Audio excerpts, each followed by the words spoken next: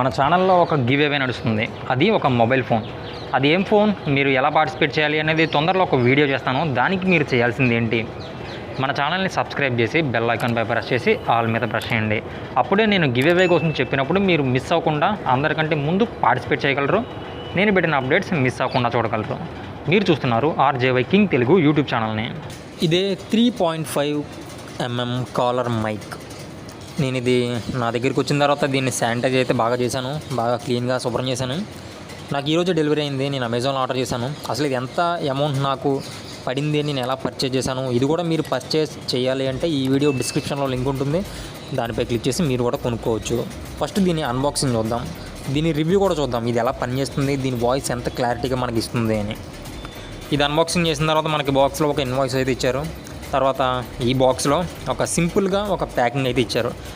మనం కొన్న అమౌంట్తో పెద్ద ఈ మట్టుకు అయితే ఓకే.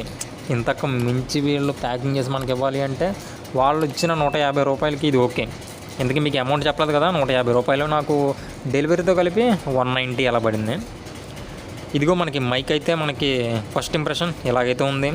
పర్లేదు, మైక్ అయితే బాగుంది. క్వాలిటీ మాత్రం ఓకే, పర్లేదు. బడ్జెట్ మైక్ కదా, అంత క్వాలిటీ అయితే మనం ఎక్స్పెక్ట్ చేయకూడదు కూడా.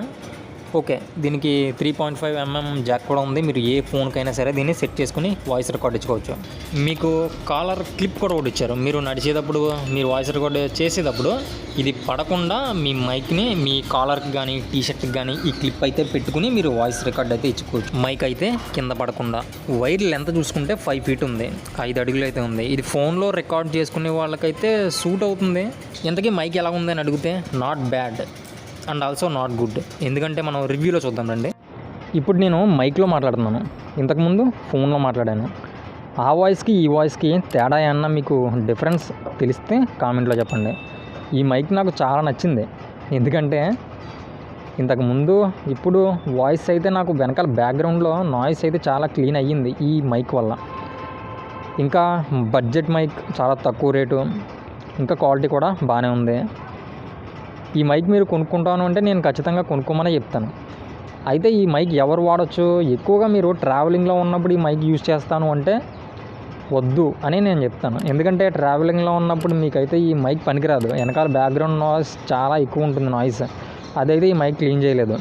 కాబట్టి మీరు రూమ్లో ఉన్నప్పుడు, ఇండోర్లో ఉన్నప్పుడు వాయిస్ రికార్డులు చేసుకుంటాను, ఆడియో రికార్డు ఇచ్చుకుంటాను అంటే ఖచ్చితంగా ది బెస్ట్ మైక్.